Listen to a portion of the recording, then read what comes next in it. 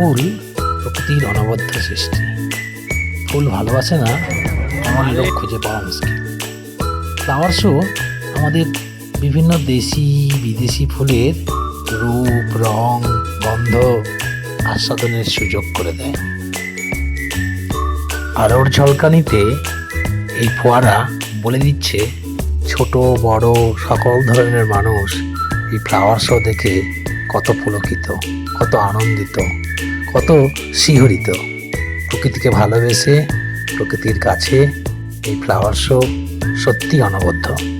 এই ধরনের প্রদর্শনী শুধু আমাদের আনন্দ দেয় না, বরং আমাদের মধ্যে প্রকৃতির প্রতি ভালোবাসা, সচেতনতা গড়ে তোলে।